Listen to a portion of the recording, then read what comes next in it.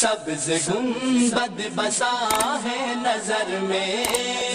باغ جنت کی حسرت نہیں ہے۔ بسم اللہ الرحمن الرحیم، الحمدللہ وکفا وسلام علی عبادہ الذین اصطفی، اما بعد۔ لم يخف عليه شيء من أفعالهم قبل أن خلقهم وعلم ما هم عاملون قبل أن يخلقهم۔ فرماتے ہیں کہ اللہ تبارک و تعالی مخلوق کے پیدا کرنے سے پہلے بھی مخلوق کے افعال سے کوئی چیز اللہ تبارک و تعالی پر مخفی اور پوشیدہ نہیں تھی، یعنی مخلوق کے پیدا کرنے سے پہلے بھی اللہ تعالیٰ کو علم تھا کہ مخلوق اور ہر بندے کے متعلق، ہر مخلوق کے متعلق کہ کون کیا عمل کرے گا۔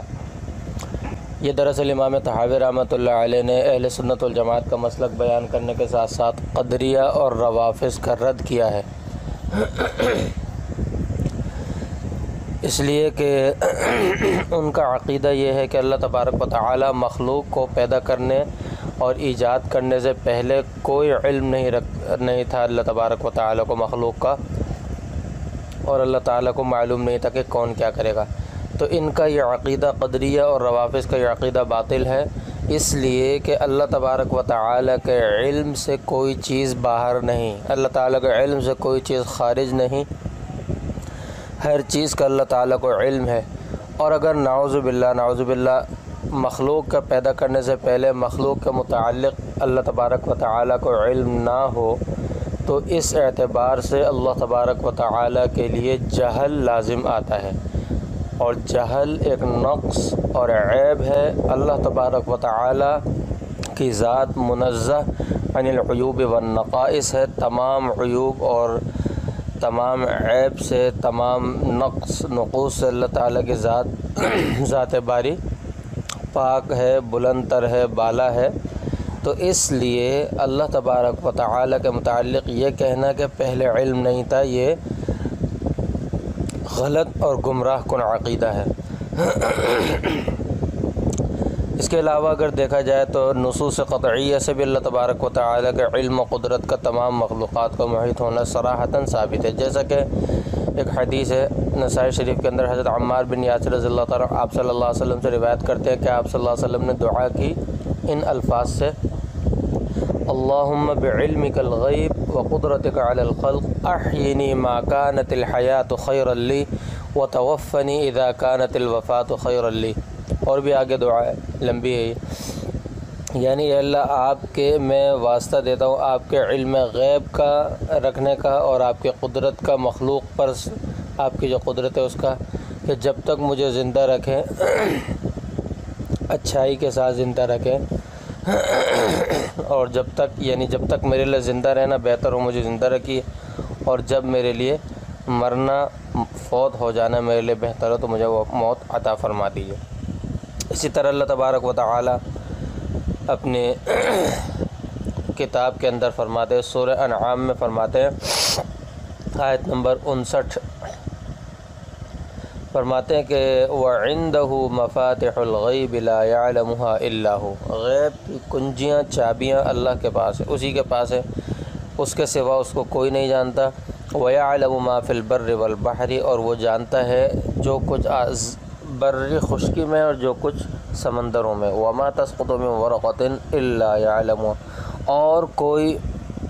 پتا نہیں گرتا مگر یہ کہ اللہ تعالیٰ کو اس کا علم ہے۔ ولا حبۃ، اور اسی طرح نہ ہی کوئی دانہ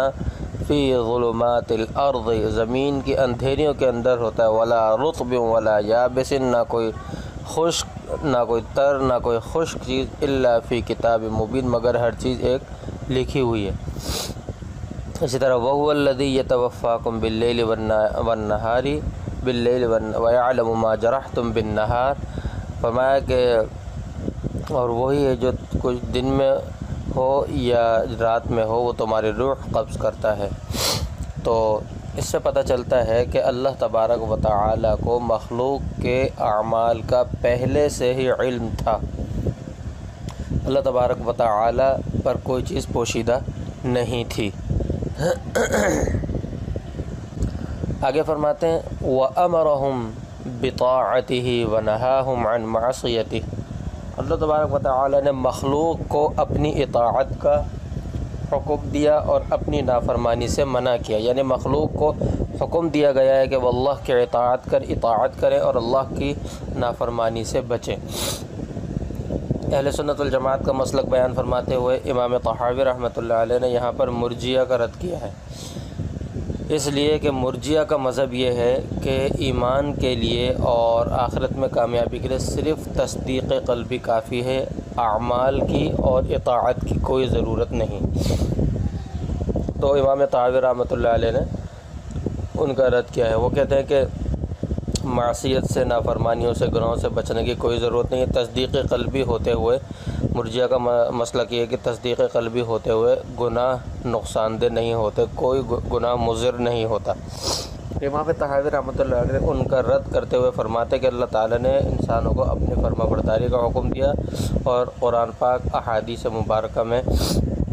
جا بجا اقیموا الصلاۃ وآتوا الزکاۃ اور جو ہے حج کا حکم ہے، روزے کا حکم ہے، یا ایھا الذین آمنوا کتب علیکم الصیام کما کتب علی الذین من قبلکم، اس طرح اللہ تعالیٰ نے حکم عطا فرمایا۔ تو یہ کیوں عطا فرمایا اللہ تبارک و تعالی نے؟ اگر صرف تصدیق قلبی کافی ہوتی تو اس سے پتہ چلتا ہے کہ مرجیہ کا یہ قول اور مرجیہ کا یہ عقیدہ باطل ہے اور غلط ہے۔ اور اگر معصیت اور گناہ تصدیق قلبی کے ہوتے ہوئے نقصان دہ نہ ہوتی تو گناہوں سے کیوں منع کیا گیا؟ اللہ تبارک و تعالی جگہ جگہ گناہوں سے منع کیا اور جگہ جگہ وعیدیں سنائی، تو اس لیے یہ بات مرجیہ کی غلط ہے۔ یہاں امام طحاوی رحمۃ اللہ نے خلق الخلق بعلمی کے بعد اوامر و نواہی کا اس لیے ذکر کیا ہے کہ جس میں اس بات کی طرف اشارہ کیا کہ اللہ تعالیٰ نے انسانوں کو اپنی عبادت کے لیے پیدا کیا ہے، جیسے قرآن کریم میں وَمَا خَلَقْتُ الْجِنَّ وَالْإِنسَ إِلَّا لِيَعْبُدُونَ کہ اللہ تعالیٰ فرماتا ہے کہ میں نے جنات اور انسان کو اپنی عبادت ہی کے لیے پیدا کیا ہے۔ اسی طرح الَّذِي خَلَقَ الْمَوْتَ وَالْحَيَاةَ لِيَبْلُوَكُمْ أَيُّكُمْ أَحْسَنُ عَمَلًا، یعنی وہ کہ جس نے موت اور زندگی پیدا کی تاکہ وہ تمہاری آزمائش کر سکے، امتحان لے سکے تم میں سے اچھے عمل کون کرتا ہے۔ تو ان سے پتہ چلتا ہے کہ اللہ تبارک و تعالی نے صرف تصدیق قلبی کافی نہیں ہے بلکہ اعمال اور طاعت اس کی بھی یہ بھی ضروری ہیں انسان کے کامیابی کے لیے۔ آگے فرماتے ہیں وَكُلُّ شَيْءٍ يَجْرِي بِقُدْرَتِهِ وَمَشِيئَتِهِ تَنْفُذُ وَلَا مَشِيئَةَ لِلْعِبَادِ إِلَّا مَا شَاءَ لَهُمْ فَمَا شَاءَ لَهُمْ كَانَ وَمَا لَمْ يَشَأْ لَمْ يَكُنْ، یعنی ہر چیز اللہ تعالیٰ کی قدرت اور مشیت کے ساتھ جاری ہوتی ہے اور اس کی مشیت نافذ ہوتی ہے، اور بندوں کی کچھ بھی مشیت نہیں سوائے اس کے جو اللہ تعالیٰ چاہے بندوں کے لیے، اور ان کے لیے جو اللہ تعالیٰ چاہے وہی ہوتا ہے، جو اللہ تعالیٰ نہ چاہے اور وہ نہیں ہوتا جو اللہ تبارک و تعالیٰ کے بادشاہت میں یعنی جو اللہ تعالیٰ چاہے وہی ہوتا ہے اور جو اللہ تعالیٰ نہ چاہے وہ نہیں ہو سکتا۔ تو اس طرح یہاں پر امام طحاوی رحمۃ اللہ علیہ نے اہل سنت والجماعت کا مسلک بیان فرمایا اور اس کے ساتھ ساتھ زندیق جاہلوں کا رد کیا امام طحاوی رحمۃ اللہ علیہ نے، کیونکہ زندیق جاہلوں کا خیال یہ ہے کہ اللہ تعالیٰ نے کافر کے ایمان کو چاہا، لیکن جب کافر نے کفر اختیار کیا تو کافر کی مشیت اللہ تعالیٰ کی مشیت پر غالب آ گئی۔ زندیق جاہلوں کا مسلک یہ ہے کہ اللہ تعالیٰ، وہ کہتے ہیں کہ ظاہر سی بات ہے اللہ تبارک و تعالیٰ کسی کے لیے برا تو نہیں چاہیں گے، تو اس اعتبار سے وہ کہتے ہیں کہ اللہ تعالیٰ نے اصل میں اللہ تعالیٰ کی مشیت تو یہ تھی کہ کافر ایمان لائے، لیکن جب کافر نے کفر اختیار کیا تو کافر کی مشیت اللہ تعالیٰ کی مشیت پر غالب آ گئی۔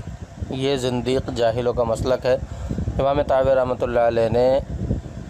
اس کا رد کرتے ہوئے فرمایا کہ اللہ تعالیٰ کی مشیت نافذ ہوتی ہے، بندوں کی مشیت نافذ نہیں ہوتی، اور جو اللہ تعالیٰ کی مشیت ہو وہی ہوتا ہے، جو اللہ کی مشیت نہ ہو وہ ہو ہی نہیں سکتا۔ اللہ تعالیٰ کی مشیت کافروں کے متعلق اللہ تعالیٰ کی مشیت تھی کہ یہ کفر اختیار کرے تو اس نے کفر اختیار کیا ہے۔ ایسا نہیں ہے کہ اللہ تعالیٰ کی مشیت یہ تھی کہ وہ ایمان لائے اور بندے کی مشیت غالب آ گئی، یہ بالکل غلط ہے۔ اللہ تعالیٰ اپنی کتاب مقدس میں فرماتے ہیں وَمَا تَشَاءُونَ إِلَّا أَن يَشَاءَ اللَّهُ وَمَا تَشَاءُونَ إِلَّا أَن يَشَاءَ اللَّهُ إِنَّ اللَّهَ كَانَ عَلِيمًا حَكِيمًا، کہ لوگ بھی وہی چاہتے ہیں،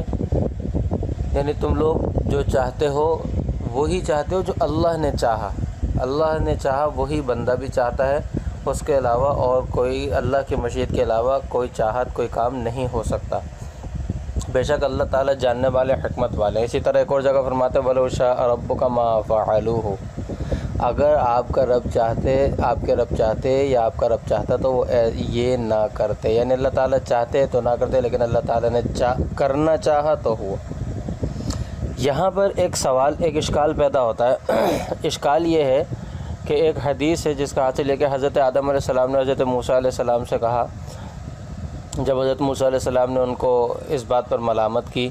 کہ آپ نے جو ہے سارے انسانوں کو جنت سے نکلوا دیا گناہ کر کے، تو حضرت موسیٰ علیہ السلام کو کہا حضرت آدم علیہ السلام نے کہ آپ مجھے ایسے کام پر ملامت کر رہے ہیں جس کو میرے پیدا کرنے سے 40 سال پہلے لکھا ہوا تھا اللہ تعالیٰ نے۔ تو اس سے حضرت موسیٰ علیہ السلام پر حضرت آدم علیہ السلام غالب آ گئے، احتج آدم و موسیٰ۔ تو مشکوٰۃ شریف کے اندر یہ حدیث ہے، تو اس طرح حضرت آدم علیہ السلام غالب آ گئے۔ تو اس سے معلوم ہوتا ہے کہ گناہ کرنے، یعنی گناہ ہو جائے تو گناہ میں اللہ تعالیٰ کی مشیت کا سہارا لینا اور تقدیر کو بہانہ بنانا درست ہے۔